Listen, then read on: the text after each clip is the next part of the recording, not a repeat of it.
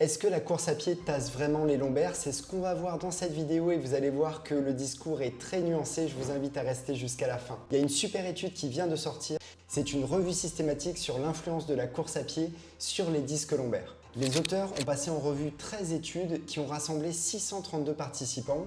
4 études ont évalué la différence de hauteur des patients et de taille de la colonne vertébrale pour inférer la hauteur discale.